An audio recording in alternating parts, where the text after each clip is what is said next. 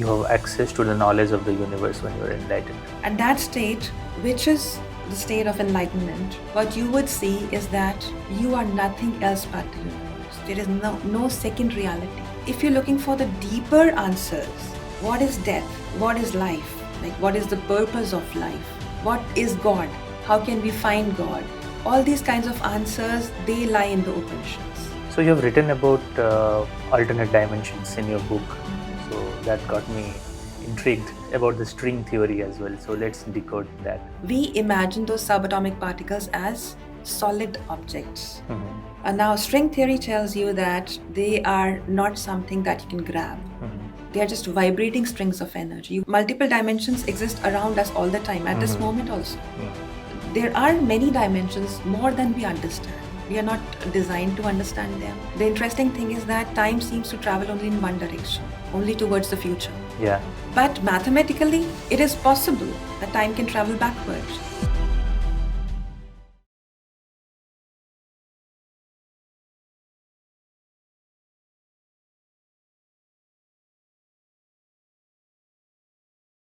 Pleasure to have you on the show, Abha. It's my pleasure, absolutely. Thank you for having me here. Yeah, thank you. So you have spent a lot of time exploring Vedanta and quantum science. What drew you towards these subjects? What sparked your interest? Actually, even I've been thinking about that because of late people have been asking me that, and till recently, I used to believe that it was because I was facing some difficult times in my life. When I thought about it a little deeply, I realized that I've always been like that since my childhood. As a little child, I had those questions. Maybe every child has them, but uh, it's like I used to look up at the sky and wonder, like, is there something beyond that? I was very fond of looking at the night sky, and somehow it did not make sense to me that it appeared to be a 2D kind of a thing, a curtain with, sparkling stars on that. I had an instinctive feeling there was something beyond that. So maybe all children think like that, and but some different kind of things also happen. Like, I used to look at the flowers, and there were mauve colored hibiscus flowers in our garden at home. So I used to wonder, does everyone see the same color? What if my friends see it a little differently? It's violet for them, maybe, or maybe pink for somebody else. And like a little child, I used to ask them, and they laughed.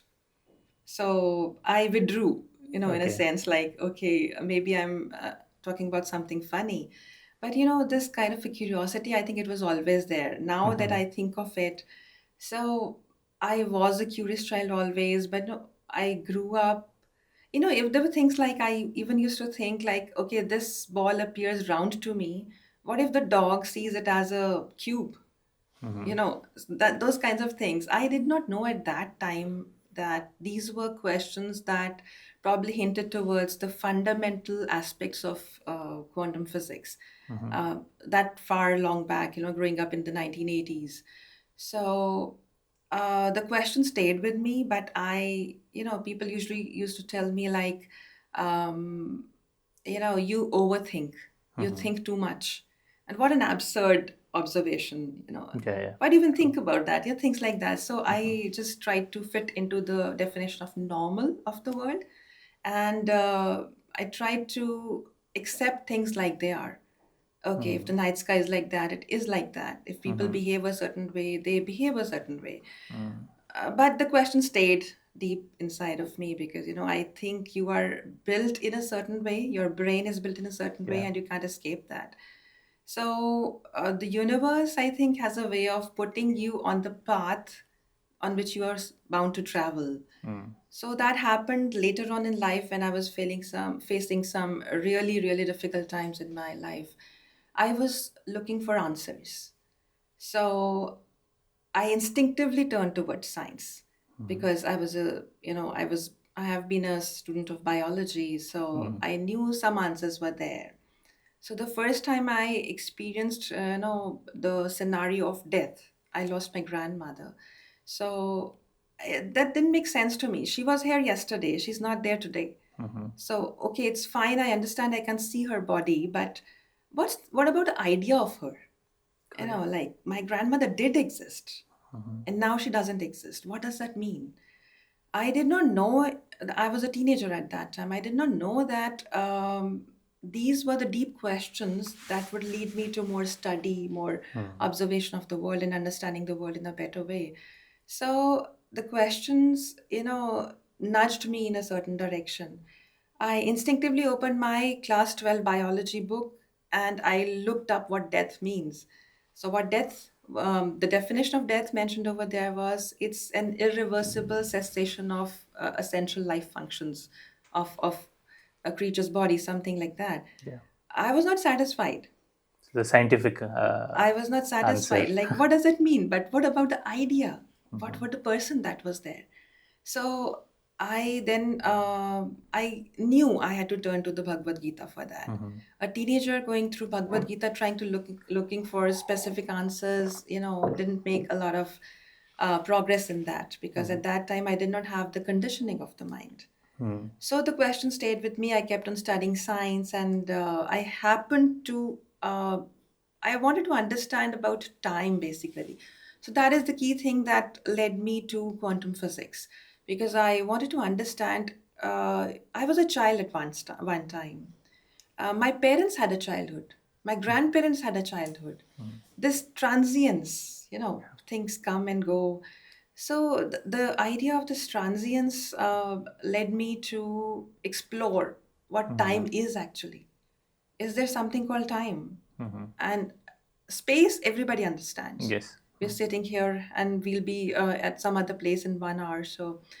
Uh, so I happened to a chance to, either when the questions are really deep in your mind, I've come to believe that uh, people, books, talks just start appearing before you. It's like if you're seeking intensely enough.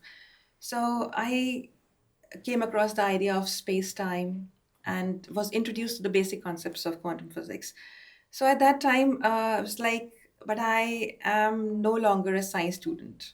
Yeah. I don't understand the mathematics and the physics of it. So that was a little discouraging for me because I could not follow the maths behind it. But that did not stop me. I wanted to understand. And somehow, a persistent studying of those concepts, I I was beginning to get some ideas about that.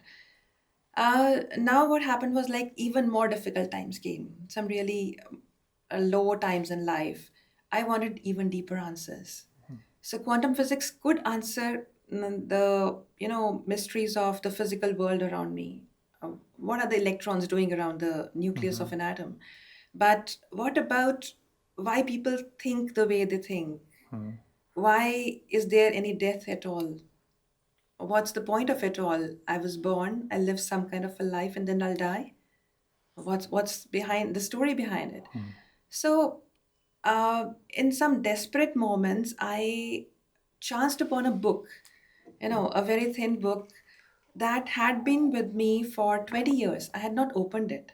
I was gifted that book. It was a prize book given to me in college, and I just chanced to open it, go through a few paragraphs, and that was the beginning of the study of Vedanta, I mean, ancient philosophy, because just at the moment that I wanted that in life, it had been there with me for 20 years. It was incredible. Like I opened that I got more curious about that.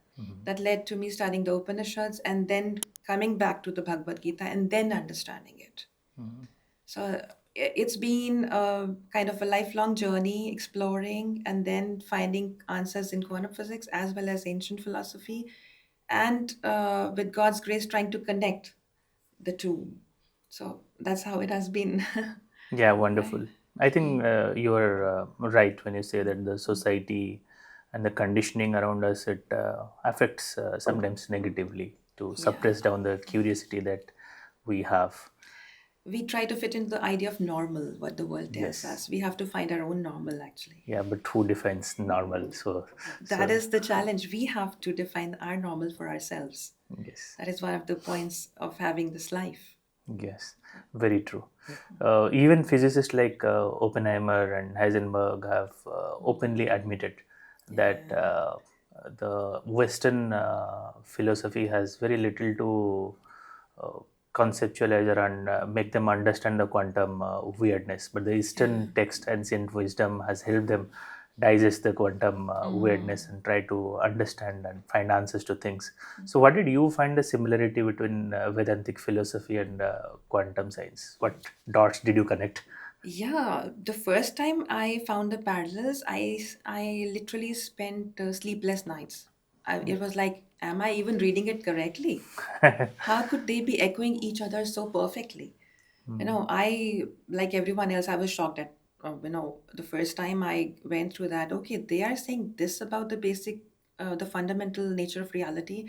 This is what the Upanishads are telling. So I did not share it with anyone for a long time because, I was like shy of that. Maybe I'm reading it incorrectly. So, but as I went on exploring and understanding that, of course, there are meant to be parallels between them. Now it doesn't surprise me anymore. The point is that if there is an ultimate truth to existence, it has to be one. And doesn't matter which path you take to reach that.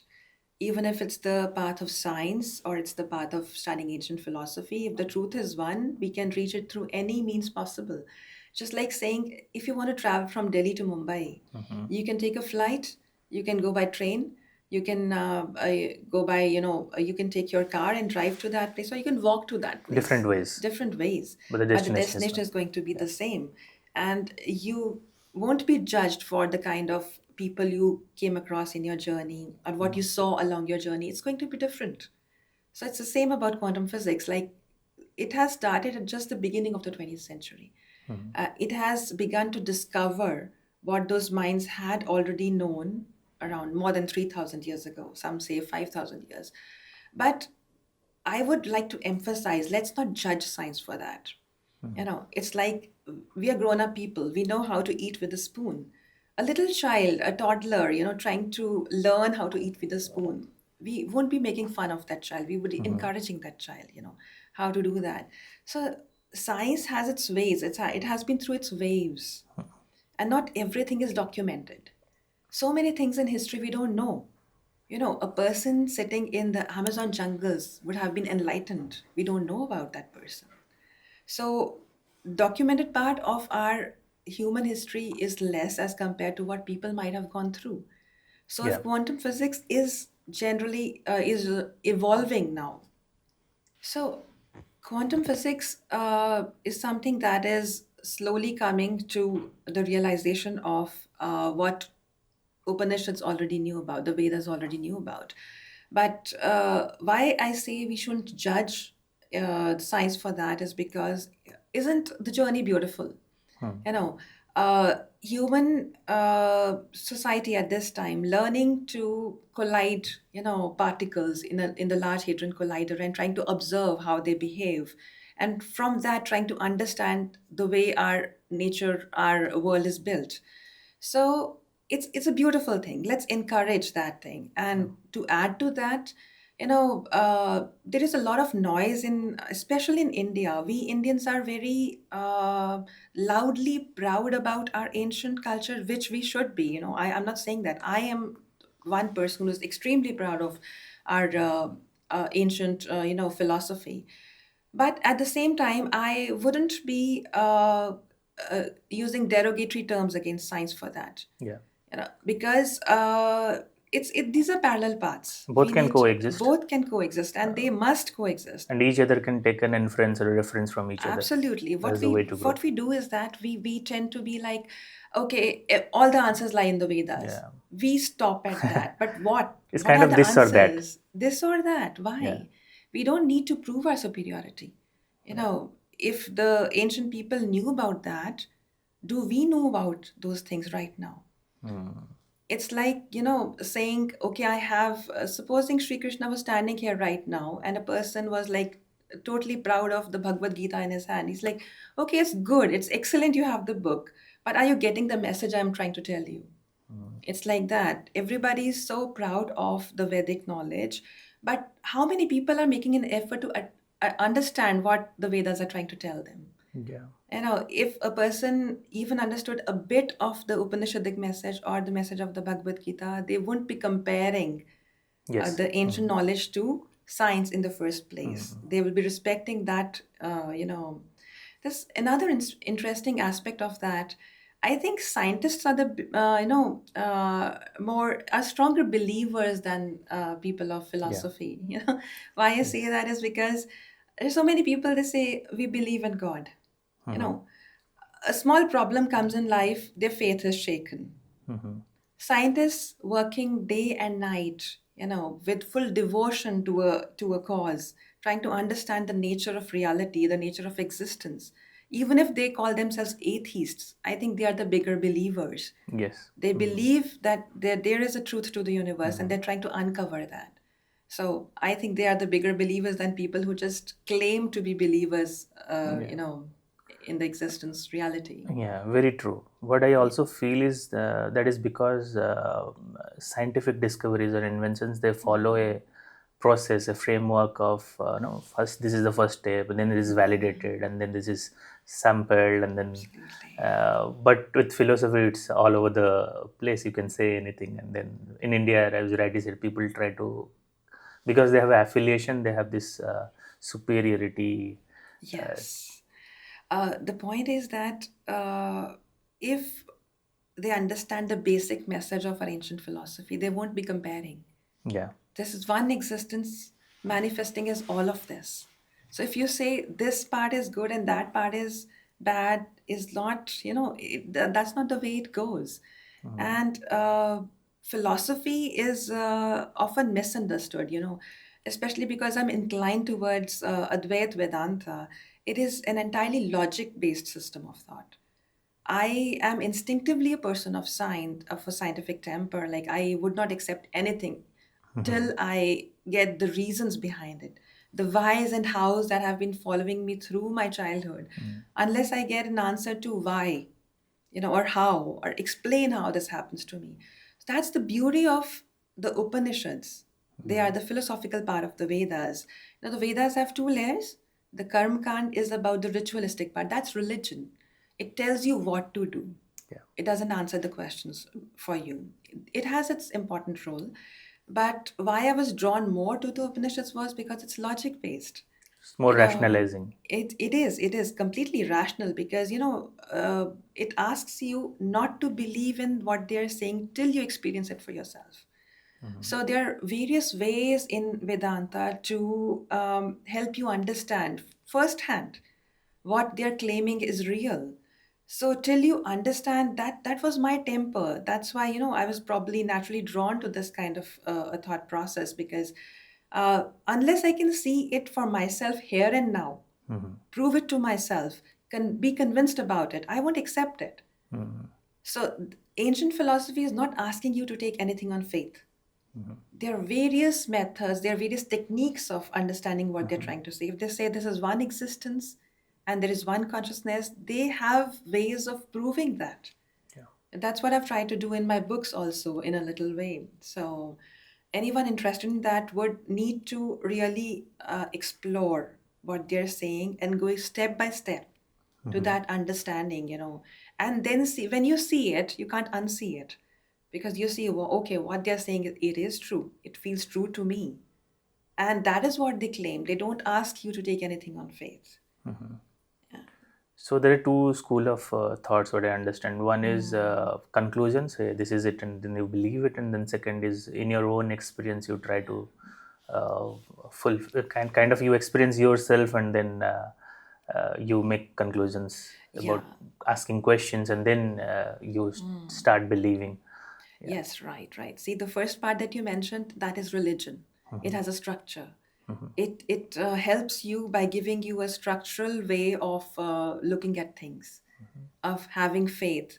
Faith is the first requirement for religion. Unless you believe in an entity, a power called God or whatever name you want to give it, religion doesn't start. The difference between spirituality and religion is this one. Being spiritual means that you are looking for answers and you are open to exploring those answers in various ways. You don't accept a thing unless it's proved to you logically.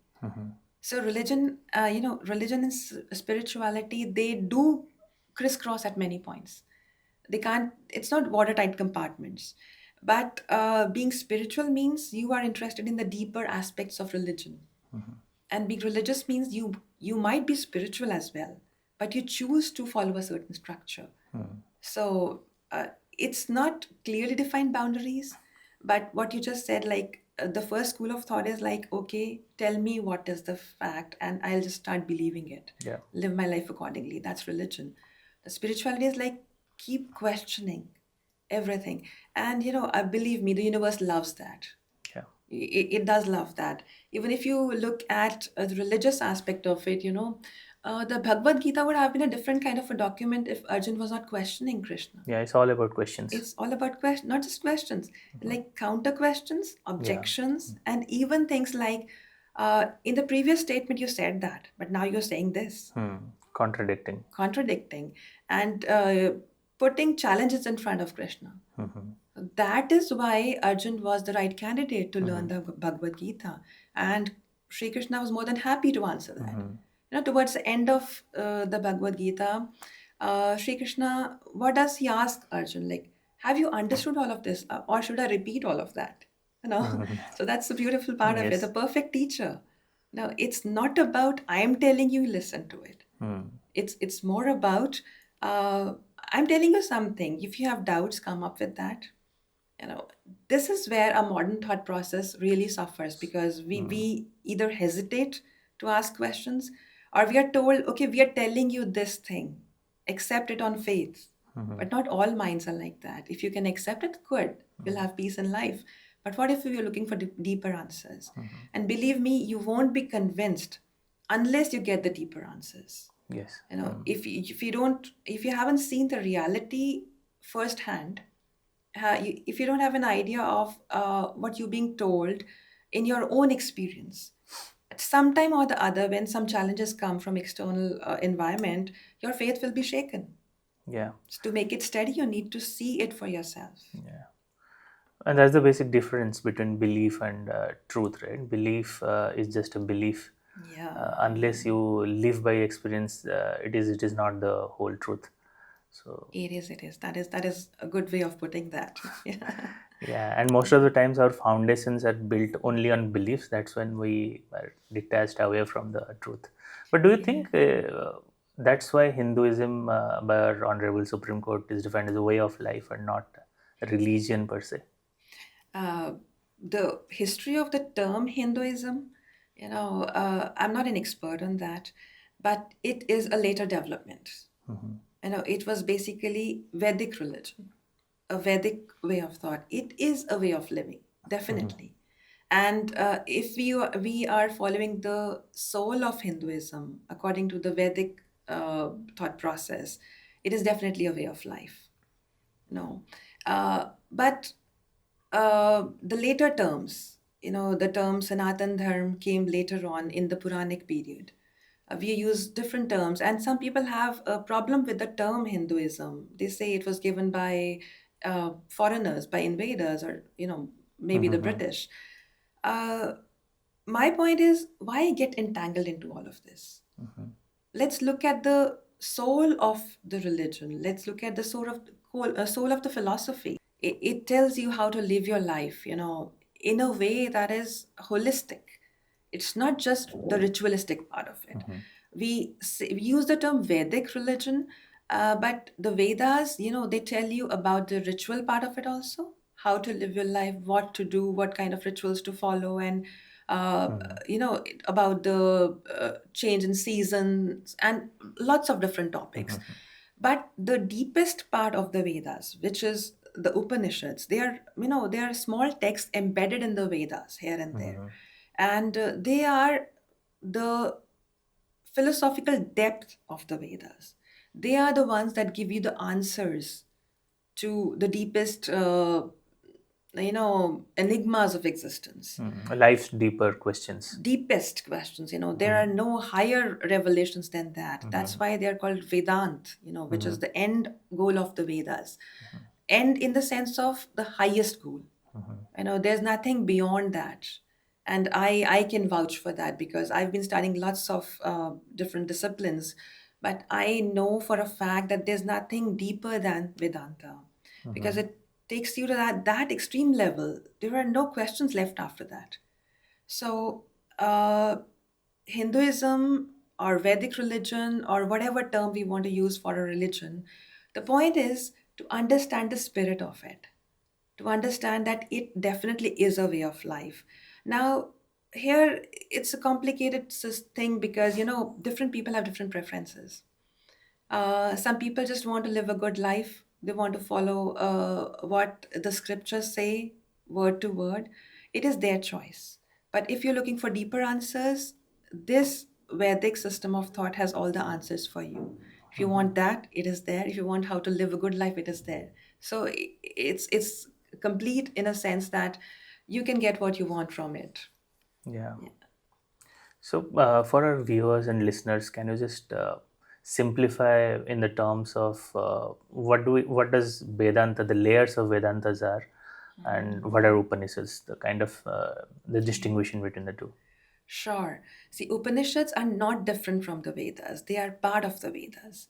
The Vedas are extensive texts, they have many layers and sub layers, and there are four Vedas, as we know. But the Upanishads are embedded in the Vedas, in all the four Vedas. And the Upanishads are short, they can be as short as 12 verses, and they are very long also, like the Brihadaranyaka Upanishad, but they are part of the Vedas. So, what is going on here is that the Vedic texts deal with a lot of factors, like the change in season, health, uh, the way life goes, the sun and the moon, all those things. Everything is there, comprehensively mentioned. But if you're looking for the deeper answers, what is death? What is life? Like, what is the purpose of life? What is God? How can we find God? All these kinds of answers, they lie in the Upanishads. You know, so the very word Upanishad means coming near to reality or sitting near to reality. So, to compare between the two, the kind of mantras you hear in ceremonies, like maybe a wedding ceremony is going on, or the mantras come from the Vedas. They have their own rules, The other ritualistic part, as you said. ritualistic part. They are very specific in like how to pronounce, how to chant, those kinds of things. There are rules about them. But the why of the rules you mean are in the Upanishads. Yes, Upanishads, they are not. The interesting part is that if you're going through the Vedic scriptures and you come to the Upanishads tell you forget about that. If I can mention it like that. See, it's okay to live a life on the surface level. But here, what I'm telling you, the Upanishad will say is what matters. If you understand this, you won't need the rituals. If you understand this, you might want to use the rituals for certain reasons. It's a completely liberal, free thinking kind of a thought process. So the Upanishads take you closer to reality. Now, what is reality? The definition of reality is like the Upanishads define that for us. Everything we see around us appears to be real, but is it real? Like just take the example of maybe a mirage in a desert. For a person who's seeing the mirage, it appears to be real. It's not there. Even if in our daily lives, like we observe sunsets, we think we are seeing the sun in during the sunset, but the sun is not there. It's just an optical Yeah. illusion. Physics will explain that for you. Another example is like I put a pencil in a glass of water. The pencil will appear bent at an angle. But is the pencil bent? Do you take out the pencil? It's a perfectly straight Straight. structure. So whatever we see around of us is not, uh, it might or might not be true. So what is the truth? It is very clear that the truth is somewhere beyond the layers of the surface representation. So the Upanishads take you closer to that. Now, the collective philosophy of the Upanishads, the Bhagavad Gita, and the Brahma Sutras. It's another text which is very complex and it needs a lot of guidance to understand. These three scriptures together form what we know as Vedanta. Now, the word Vedanta itself means the end of the Vedas. End means the highest goal. Whatever the Vedas are telling you, this is the highest that they're trying to tell you, which is seated in the Upanishads, in the Bhagavad Gita. Bhagavad Gita is in a way a simplified version of the Upanishads. Some saints even joke about it. They say Krishna was the first person who was not accused of plagiarism, because he took things from the Upanishads and mentioned them in the Bhagavad Gita. So that's the jokes apart. That's where the real meaning of life lies, if you want to know about it. Yeah, let's decode this phrase that comes from Vedanta or Upanishad. I don't know, but they say everything is within us and we are within everything. Okay. Um, yeah. So, see, the basic concept of the Upanishadic thought or Vedantic thought is that there is one reality. So, that is what they're trying to tell us. So, yeah, when we're given the idea that everything is within us and we are within everything, this has to be understood in a nuanced way. See, we see reality in a certain way. uh, what we see is the physical structures here. We see objects around us, and we feel space around us, the air around us, and we always have this feeling that I am this one person, everything else is other than me, right? But the Upanishads tell you there is this one reality that is manifested as everything. And the critical part of it is that that one reality is nothing else but you. That's the meaning of the Mahavakyas, Aham Brahmasmi. Now, yeah, so when the Upanishads tell you that there is one reality manifested as everything, uh, it needs a structured guidance to understand that. That is why there is a whole process in Vedanta where it takes you through the steps of you're not just the body, right? That much we understand. We think, okay, I'm not just this body. I have my mind. And you might think that the deepest thoughts in your mind, your secrets, the ideas that you've never shared with anyone, those are your real self. You know. But Vedanta tells you even that is not your real self. Consider the mind body aggregate. That is your personality. You think along with your body, the way you present to the world, and the thoughts in your mind, they create a personality structure which you present to the world, and maybe that is the real you. There are lots of self-help literature and lots of self-help videos you might see trying to help you understand what you are actually in terms of your personality. Yeah. Right. But even if you get that idea, okay, I'm this kind of a person, there are technical terms for that. You may be an introvert and, or an outrovert, which is the latest term. But when you're sleeping, what are you? You're not aware of your personality, right? You're aware of yourself dreaming, probably. You might have lucid dreams. What about deep sleep, when there are no dreams at all? You exist. You're not aware of your mind, your body, your thoughts. Where do your deepest thoughts and your secrets go at that time? The moment you wake up, those come back flooding to your mind, and you once again recognize yourself as this person. So, the idea of what you are is the fundamental aspect of understanding the nature of this reality. Because if you understand yourself, what you are, I'm not saying who you are, that's easy to answer. You can define yourself in terms of relationships. Maybe I'm a son, a father. But uh, what you are means like not the body, not the mind, not the subtle body, not the energy of your body. What are you when you're sleeping? When you're not conscious of your body? What about a person in a coma? They're not aware of themselves, but they exist. Yeah. So they're altered states like, hallucinations and all of that. The person exists. They're not aware of themselves as the person. So uh, Vedanta takes you layer by layer, that understanding, where you reach that state, you realize you are beyond all of this. You're beyond even your mind. There are ways, there are techniques of taking you to that, which I've tried to simplify in my latest book, The True Happiness Workbook. One purpose of that book is to take you step by step to that realization. Once you have that picture, what you truly are, there is no doubt in your mind that it is you manifesting as this entire universe. Now, when I say this, if you're hearing this for the first time, this sounds like a very uh, absurd idea. Kind of over the top uh, logic or idea that people would Yeah, it might say. seem like a wild claim. Wild claim, yeah. Yeah, but it is the only truth. Hmm. This is also the truth that science will arrive at sooner or later. Yeah. Just think of it. Let me demonstrate it for you a little bit. You are aware of your own consciousness, right? You're aware that you're observing the world, identifying and interacting with the world in your awareness, right? Are you aware of the thoughts in my mind? If you're a mind reader, you can read the thoughts in my mind. Yeah.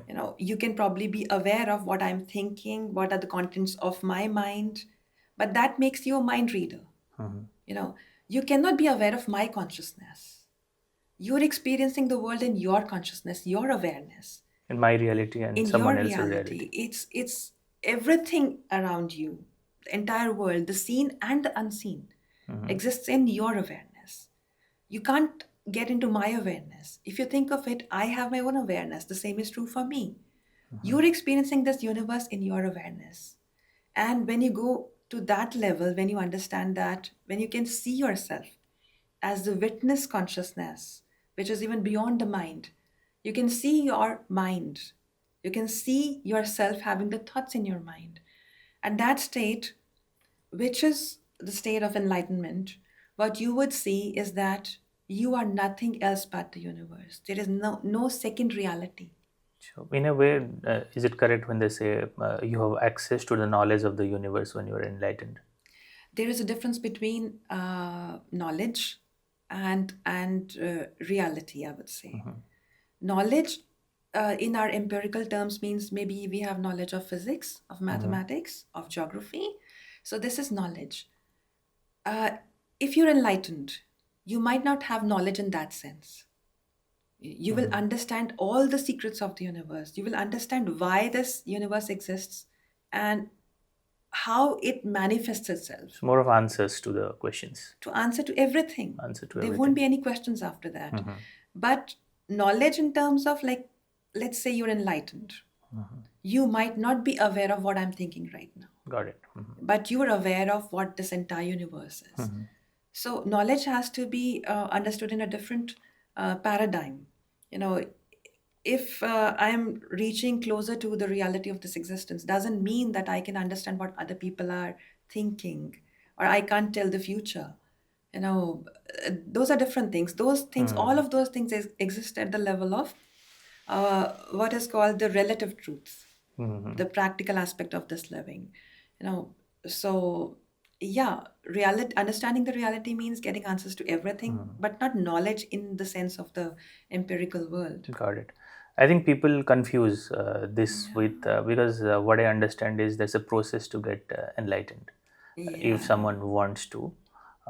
Whereas people, like you said, mind reader and then over the top wild claims, these are all combined with enlightenment, which feels like a godly wild claim someone has become. So You're absolutely right. I mean, actually to the point, because people think that being enlightened means you know everything. You can do anything. You can walk on water. yeah, Maybe, being enlightened means that you got to the deepest truth of existence. You might not be able to heal people. yeah, You might not be able to tell what is going to happen tomorrow. There can be, these things are called siddhis. They usually come from yogic practices, and they say that they are real. People can do such things. yeah. People can convert one kind of matter into another kind of matter. So those kinds of things, they appear like miracles. They are look magical, But they're and not. everyone is fascinated with them. you know and not to blame them, because it is fascinating. Yeah, It is like they called fascinating. Bak Siddhi, if I'm not wrong. Like you have Siddhi over words. Yeah, true. The various kinds of siddhis. So I'm not saying they don't exist, but what's the point of it? Supposing you have 10 different siddhis, you can convert air into water, or you can walk on water, or you can fly in the air, anything like you can heal people, right? Uh, when doesn't feel very pleasant to say that at the last day of your life, right? What would you be thinking? What will all that magic do for you? Will it help you? The only thing that is going to help you is to understand why you were here, what you did here, and what's going to happen after that. Right. So that's the whole point. This is, uh, in very practical terms, this is my personal roadmap for deciding anything in life. Now, if I'm stuck between two choices, I always think like, what do I want to feel on the last day of my life? Do I want to feel?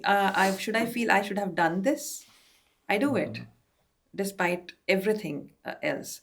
But if I feel no, I won't feel good about that. I shouldn't have done that. That's what the feeling I get. I don't do it, no matter what everyone else is saying. So it's like, yeah, things exist. This one, if I've learned one thing, it is that this is universe of possibilities. Nothing is impossible, literally. And in terms of scientific explanations, also, we might not have the explanations for everything, but yeah, everything is possible. So all those things are possible. But the thing is, what are we looking for? Yeah. Got it. I think the awareness is also not there when it comes to our body, because they say that we're bounded by the physicality, the form of our body, and we think that the body is us, and we Yeah. don't contemplate thinking beyond that, the mind and body. Yeah, that is true. There is another aspect to it. We are limited by our bodies, and but the body is a tool. Yeah. It is a tool to realize the higher truth. We tend to get stuck in appearances, even in terms of our mind. Now, we like to project to the world that I think a certain way, but we only know the truth deep inside of us. So, the mind and the body both are very nice tools to make that happen. If we existed in the form of basic energy, we would not have been able to do all of this. Share ideas, bring it to the world, and Yeah. maybe, start a discussion about that. So, maybe I was motivated to go on this path because I listened to certain people. They shared ideas. They were in the mind body paradigm. Yeah. So it's a nice tool. It's a nice Yeah. medium to get that done. Any yogi for that matter, if you hear what they're saying or written in the books, it's mostly the same. Everyone is saying the same thing, Yeah. that meditation, or so meditation is devoid of time and space, which you go beyond your body and mind Yeah, to yeah. explore the truths of the universe. Meditation, again, a very misunderstood concept, Yes. The right? proper definition. Yeah, it's like, uh, I don't These days there is say. this boxed breathing and then other kinds of breathing, which is also, but yeah, the yogic meditation I meant. Everything has its importance. Yes. Whatever stage a person is in their life, somebody needs that kind of meditation. Uh, but the thing is that we have this wrong idea that, maybe I will join a meditation class, or some philosophical retreat, or maybe I'll have more peace in life. The point is, what are we looking for? You know, uh, meditation. What kind of meditation is that? When you're sitting in a certain posture, you are at peace, and when you come out into the world, you lost that peace. That is not meditation. Yeah. The perfect meditation is that you're able to keep your mind calm no matter what comes to you, no matter what problems life throws at you. If you're able to maintain your calm, that is meditation. So, how is that done? I'm not saying that the typical definitions of meditation are wrong. It has its role. Everybody should do that, sit in silence for some time, and various techniques of meditation. But look at the purpose of that. What is the purpose of that? If you're sitting in meditation with closed eyes, trying to breathe in a certain way, half an hour in the morning, but as soon as you come out of your house, and you work traveling to work, and you get stuck in traffic, and all of your peace of mind just flies out of the window, what's the point of that meditation? What you'll think is that maybe I should increase the time of my meditation, or try a different technique, or it's not like that. What if you're stuck in traffic, looking at the situation, and using that situation to calm your mind? That is perfect meditation. Now, how to do that? You know, people would be like, it's so easy for you to say that sitting here giving a lecture about that. Uh, but this is something that we can start practicing here and now. I learned this after a lot of hardship in my life. I tried various things. The typical meditation did not work for me.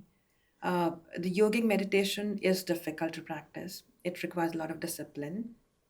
Of course, there are people who are able to do that very nicely. Uh, the other kinds of meditation, there's so many fancy, modern, contemporary ideas of definition. Tried a few, did not work. Why? Because what I was looking for was beyond that. I wanted a state where I can maintain the calm of my mind despite everything happening outside of my mind. So, this is the Vedantic meditation. Whatever you're doing in life, just try to focus on what's happening here, how you're relating to it. When you focus on your mind, you've taken the first step towards meditation. It's like, let's take any situation, supposing, like, let's take the same situation, you're stuck in traffic.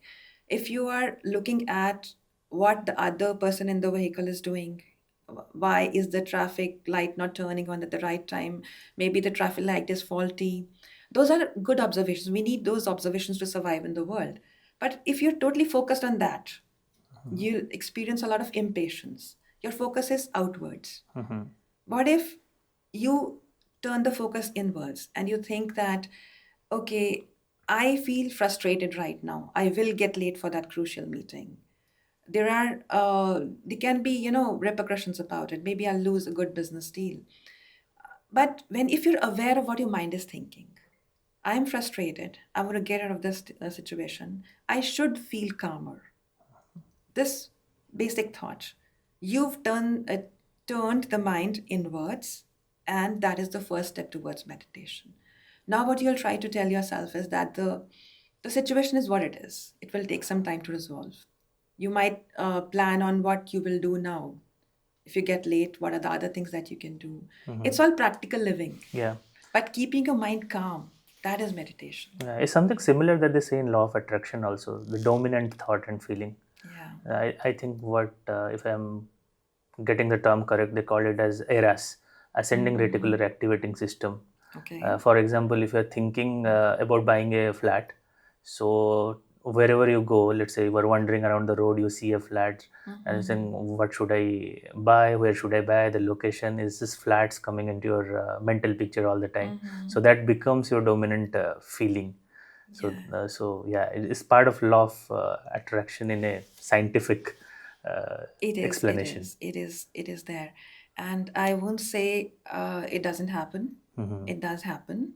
But in my experience, the law of attraction works when you're aligned with yourself. Very true. When I was running away from what the kind of like purpose of my life was, things were not happening. There was a lot of struggle inside and outside my mind. But when I aligned with myself and I accepted things for what they were, magical things started happening. People started appearing. The right kind of videos showed up on YouTube. And despite the fact that the phones are listening to you, that's another aspect. But the books started appearing, just got the right answers. But again, I would emphasize, you might attract a lot of things that you want to do. But that alone is not enough. It is not, because that is not the way life works. Yeah. You can't attract, you think you can attract everything good into your life, and anything goes bad, you might think, okay, I have not used the law sufficiently well. Maybe I got a fever because maybe I shifted my thoughts to something else. I focused more on the illness aspect of it. It is the mind. It is the It is mind, yes. supposed to work like that. Yeah. It is supposed to experience a range of emotions. The point is, when you're having a bad time, you're having a good time, what is going on behind that? And also action. Action. What you follow through. As we grow older, we might not be able to work on the action part also. Bodies get weaker, mind gets weaker, we lose a lot of control over our mind and body. There's helplessness. You might have seen a lot of elderly people. They are pretty frustrated. Their continuous problem is that I could do this thing earlier, now I'm not able to do this. Mhm. Why? Because the basic thing they did not resolve in their minds. This is life. It is going to come with its ups and downs. Things might come. You might apply the law of attraction now. You can't apply it every time. Yeah. It might not work for you. Life will bring its problems to you. The point is, any problem that comes to you is for your growth. What are you taking the lesson from it? The smallest of problems, the largest of problems. It is there for your growth. You need to just look at the signals and get the message from there and grow from that. Grow towards what direction? Growing towards the direction of understanding the mystery behind all of this. What are you and what is going on? Why is this life there at all? Now, that is the point. To attain that calm of mind is the purpose of Vedanta. Got it. Right. So you have written about alternate dimensions in your book. So that got me intrigued about the string theory as well. So let's decode that. Of course, yeah. See, the string theory is one theory in quantum physics which says that at the very fundamental level, uh, matter is just vibrating strings of energy. It's like, to put it in contrast, to make it simpler, if we imagine any matter, any kind of matter in our universe, like any solids or liquids or gases, we think if we go to the smallest of parts, we would find subatomic particles or maybe quarks. We imagine those subatomic particles as solid objects. And now, string theory tells you that they are not something that you can grab. They are just vibrating strings of energy. You won't be able to hold them. They're continuously shifting their form and their existence. So this is a very interesting theory, which also, tallies very. It echoes the concept of existence, the basic nature of existence in Vedanta. Because at the very basic level, existence is not in solid form. It's not subatomic particles. It's vibrating energy. It's vibrating energy that is manifesting itself into different particles and then forming matter. So mathematically, for the string theory to hold some weight, they need 10 dimensions. Now, what are dimensions? Is like 10 dimensions of space they need. One is of time. So dimensions, what we normally understand is that it's height, width, depth, and the fourth one of time. Yeah. That is how we see this room. It has a height, it has width, it has depth. 3 into 1, I think. Three, Yeah. that's 3 plus 1. So these 4 dimensions, we experience the world in these 4 dimensions. What if more dimensions exist? Now, our human brains are not designed to visualize that. It's very difficult to wrap our heads around that. But if you look closely at the string theory, you will be able to visualize if the fundamental, we won't call them particles, at the fundamental level, they're vibrating strings, shifting forms every nanosecond. They can occupy not just these 3 dimensions. It's a mind-boggling number of dimensions. Can exist in other dimensions. Yes. So there could be us floating somewhere else in other dimension. That could be true. That could be true. There could be multiple universes where we exist, in a parallel universes. But I want to ask you, like, would you want that? This is this form of you in this universe experiencing this world. What if 4 different versions of you exist in 4 different universes? Why I'm asking this is because what's the point of it? Why are you living this life? Yeah. We don't acknowledge that, but all of us are looking for that deeper truth where we'll be happy, there will be no more suffering. I personally wouldn't want to exist in any other universe because I don't want to go through the cycle of pain and suffering and understanding once again. If I have this life, I want to utilize it to get to the truth so that I'm free of all this. Yeah. That's the point. So multiple dimensions, why not? No, if the other dimensions, if I'm there all happy and in cloud nine, then it's fine. Not any more 3x pain and suffering. True, true, true. It's not just other universes. It's uh, I have a feeling. I mean, I'm not a scientist to say that, but multiple dimensions exist around us all the time at this moment also. There are many dimensions more than we understand. We are not designed to understand them. But just think of it. There are things that are not we are not able to explain right now. Things like, how do we smell something? How do I observe a certain color? Supposing I observe the color yellow, right? I Science can explain why I'm seeing the color yellow. My brain is giving me the signals and telling me this is color yellow based on the conditioning of my mind that has been in the historical way. But what is it like to feel the color yellow?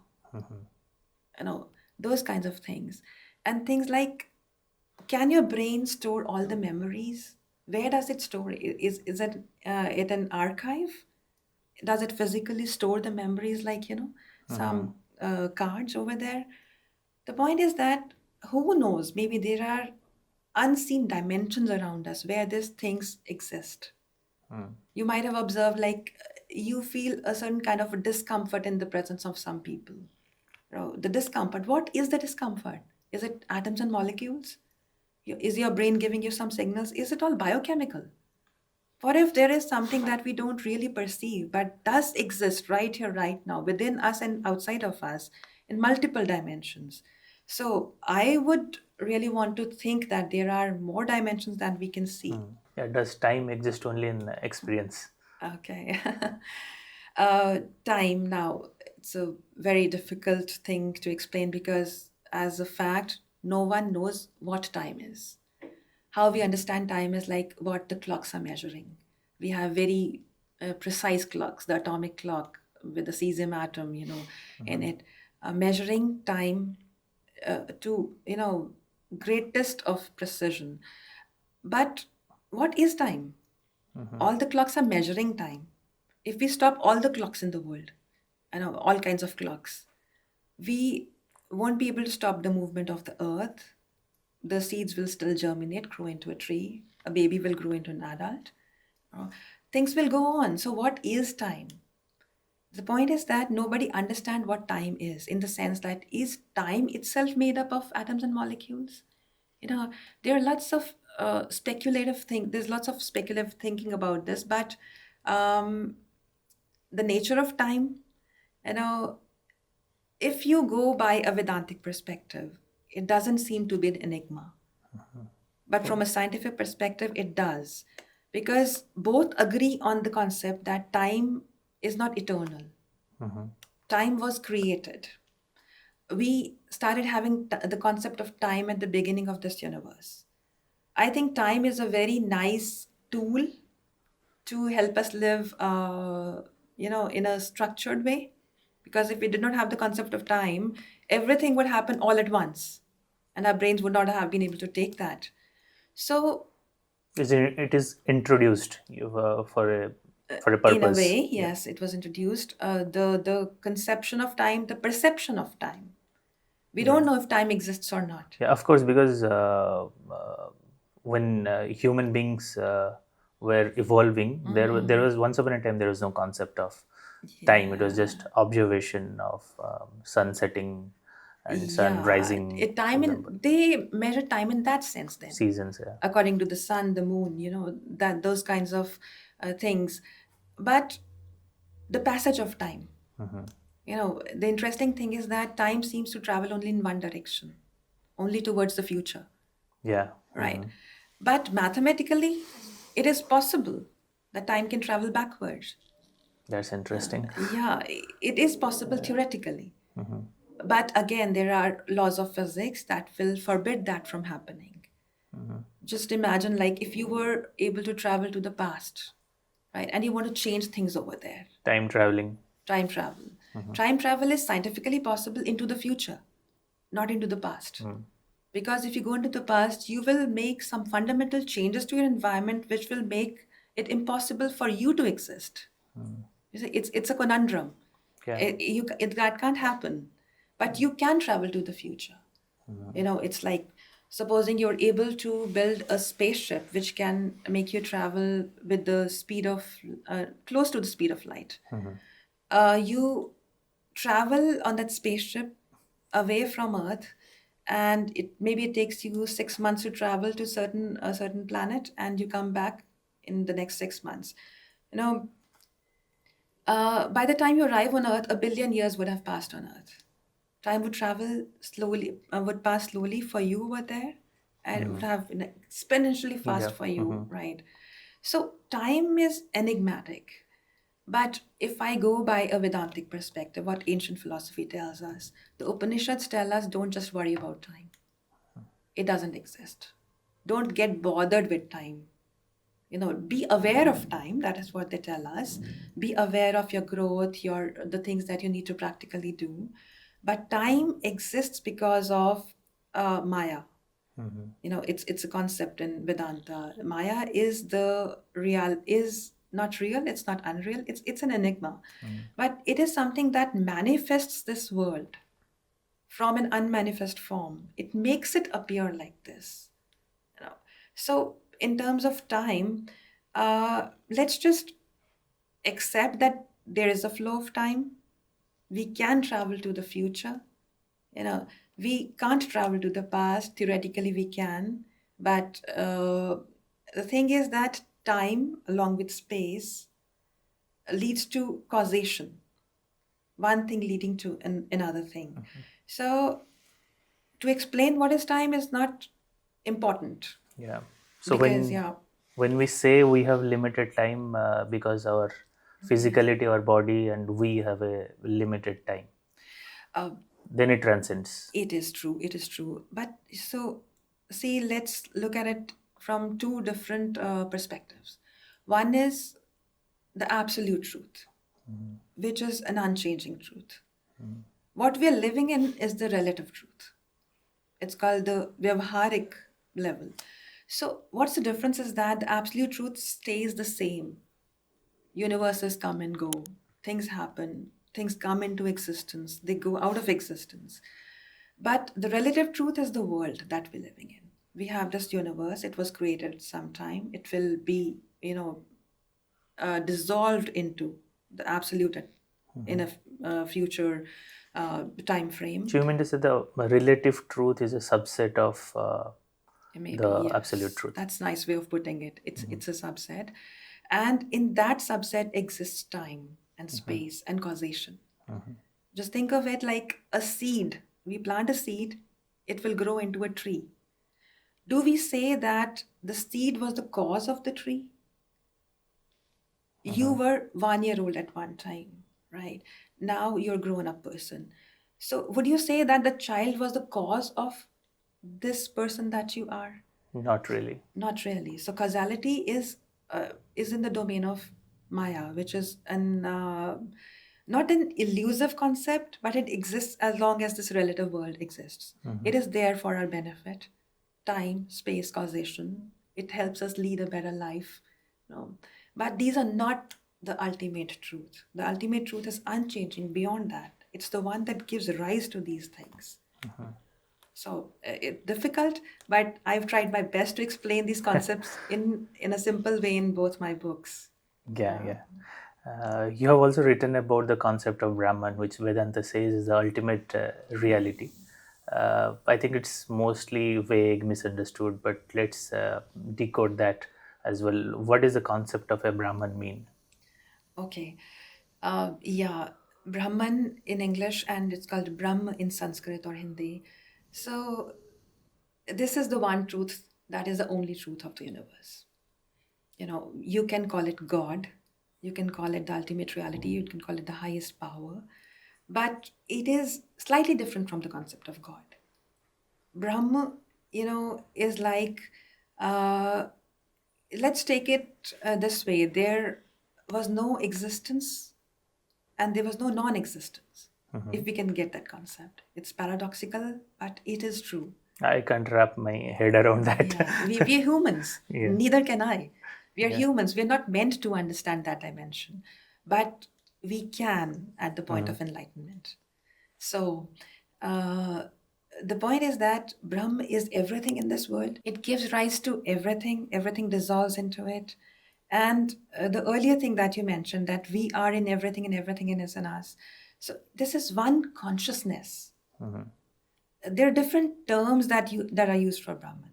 Like you can call it consciousness, which is different from the consciousness that science understands. Now, you can call it Atma, you can call it God, you can call it ultimate reality. Basically, it is Brahm and Brahm only that is manifested as all of this, including the good and the bad, including your enemies and your friends, including the evil ones and the good ones. One reality manifesting as everything. Now, the acceptance of that becomes difficult if we think of it in terms of God. Because the common way we understand God is like maybe a deity. We personify God. So understanding that entity as the most evil or the ugliest or the dirtiest thing, no, it doesn't really suit our thinking process. But the point is that the ultimate reality manifesting as everything is Brahma. That is why we call it Aham Brahmasmi. When you realize that one consciousness, that is Brahm, is you. It is me. That is the thing. If difficult to explain concepts. Yeah, That yeah. is why I had to write 2 books about it. So, do we seek God for truth or by fear? Fear, definitely, but fear of what? It's not fear of God. Consequences. Fear of having a bad life. Yeah. Most people are afraid of having a life that is unpleasant. Most people want, to have a healthy life, sufficient money, good relationships, a happy life. It is the fear of not having that probably draws them towards the concept of God. I won't be judgmental about it. There are many, many, many people who follow the concept of God just for the sake of it. They have that deep inherent reverence. So I'm talking about most of us. Most of us, what we do is that we use the concept of God as a shopping app. What we do is like we install a shopping app, we register ourselves on the app, and then we punch in a few items, we order those items, and those items are delivered. What we do is that we register on this app called religion.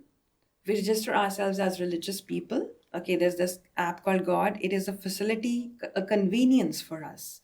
Okay, you want to have a good life, believe in God. And what we do is that we register ourselves as religious people. Okay, start following certain rituals, some fasts, maybe some festivals, and you declare yourself to be religious or spiritual. And you genuinely believe that you're a spiritual person.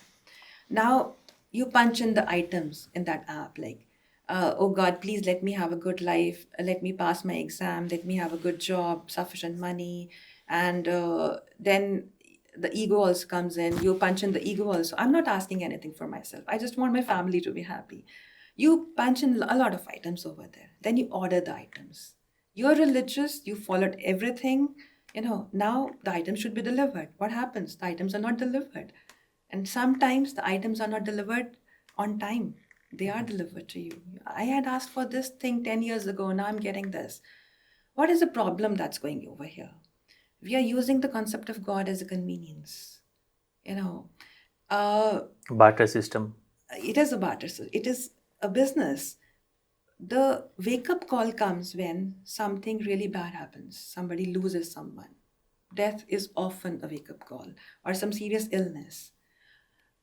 If you were using the concept of God like a shopping app, what happens at that time is that I've been so religious. Why did this happen to me? So life is unfair. Life is unfair. I did nothing wrong. Why is this happening to me? The point is that if your faith is shaken during the downside, you never had that faith. Faith is something that won't be shaken. It would not have been shaken if you really believed in God. Very true. Yeah. Right? So what's going wrong here? We're not interested in knowing what is God. We're interested more in knowing how I can use the facility of God, And benefit myself. So what is God? everything around of us, right here, right now, all of this is God. It is not to be found. You cannot seek God. You cannot sit in meditation. You cannot visit temples, though you might. That might help you. But to get to know God, you can identify God. You cannot seek God. You cannot find God anywhere. You can go to any part of the universe. If you want to find, you want to understand what God is, you have to do it right here, right now. What is the biggest misunderstanding people in India especially have about happiness? Okay. I wouldn't define it according to geographical boundaries. I think all humans are the same in terms of seeking happiness. We mistake short bursts of joy for happiness. Just think of the last time you felt happy. Can you imagine that? Like, would you like to mention the last thing that made you feel happy? It it could have been a dessert that you had, a favorite food item. The happiness lasted for a few minutes. Yeah. You took a vacation that you have been planning for years. How long were you happy after that? So-called happy, It's temporary. temporary, for a few weeks maybe. You think you do charity work, maybe you are a good person, you do charity work, you felt happy, okay, fulfilled, I'm doing something substantial in my life. How long did that happiness last? So anything that makes you feel joyful or excited on a very transitory level is not true happiness. True happiness is that state of mind where you are able to maintain that calmness in your mind, even if you're facing the most difficult time of your life. I would go to the extreme of saying that even when a person is faced with grief, if they are calm from the inside, of course they will face grief. This is the mind. Externally, you will be disturbed, your mind will be disturbed, you'll have all kinds of thoughts. But if deep inside, at some level, it is okay, there is a reality that makes you feel that it is okay. That calmness from the inside, that is true happiness. So, like you mentioned, the Indian context, like I said earlier also, we Indians are very loud about our ancient wisdom having all the answers. But we are the ones who are not making use of it. Yeah. We should try to understand what it is trying to tell us rather than beating the drum about our ancient wisdom. More than us, it is people in the other countries who are taking the concepts, trying to understand that. There's more open. They are more open. You mentioned the scientists. Why could the scientist accept like that there are deeper truths in the Upanishads? Because they were open-minded people. You can't understand anything if you are listening to that thing with a closed mindset. So we Indians, we should be proud of that, but we also should take a step further to understand what the real message is from there. Yeah. This, for example, like the emotions of frustration, anger should not affect you. There not are control you. again two levels. They will affect you for some time. Let's accept that. Denying our emotions is very detrimental to our happiness. The first step towards true happiness is accepting your emotions. If you are feeling frustrated, you're feeling anxious, you are feeling that. That's your reality for the moment. The point is that on the surface, you are feeling those emotions. But like I mentioned, if you understand the concept of Brahm, the deeper reality, your real state of consciousness, you will have that calmness inside of you. You will be the witness to your emotions, but you won't get entangled in those emotions. Not consumed by it. Not consumed by them. Right. So, what questions are you still searching an answer for? Anyone who knows me knows that I'm a bundle of questions all the time. I'm always about the hows and whys. So, but at a deeper level, now I know that all the questions are there at the relative level. At the absolute level, I know that there is one path that I should follow to get the answers to everything. But since I have this life, I'm living this life, and I want to make use of it, I want to keep exploring more things, especially in terms of how humans interact with the environment. What holds us back from walking towards the absolute reality? The absolute truth of the universe is right here, right now. It's right here in front of us. What we call God is right here in front of us and within us. what is it that holds us back from accepting that, from understanding that? So uh, these are concepts that I think not many people would be interested in. They would be more interested in tell us how to, 5 tips for happiness, or maybe 10 tips to live a better life. So it is difficult for me as a writer to bridge the gap, because I want to talk at the absolute level, but at the practical level, I also want to communicate. There are lots of ideas that I have learned along the way. I did not believe in a lot of things earlier, but I have come to understand those things now. Uh, I'm trying to work on ideas, both fiction and non-fiction, where I can try to make the complex ideas seem simpler to people. Uh, my recent book, The True Happiness Workbook, is one structured way of understanding uh, how we are living this life and what is it that we should be focusing on. That's not what I'm saying, that's what ancient wisdom says, what we should be focusing on. The book previous to that was Vedic Quant. It was a bridge between quantum science and Vedanta, again with the same purpose: how to live this life. You know, the interesting thing is that uh, we learn when we keep exploring. So you said about questions. The thing is that I don't stop asking questions. I just cannot. I'm just not built that way. When I'm learning from someone telling me something, I try to empty my mind completely to understand what they're trying to say. Uh, I think that is essential, because you need to have a certain level of respect for the other person is saying.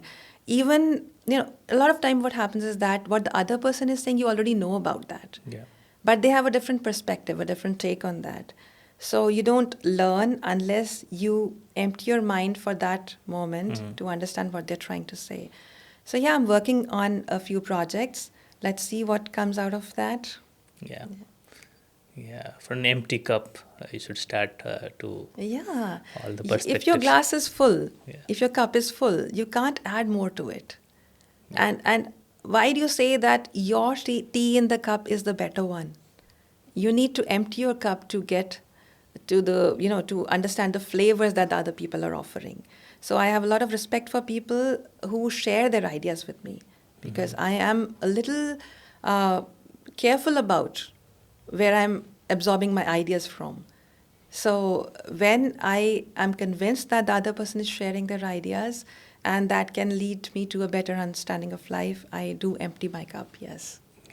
Thank you, Ava, so much for sharing your insights. Truly an enlightening conversation, and hopefully we have a part two on your True Happiness workbook.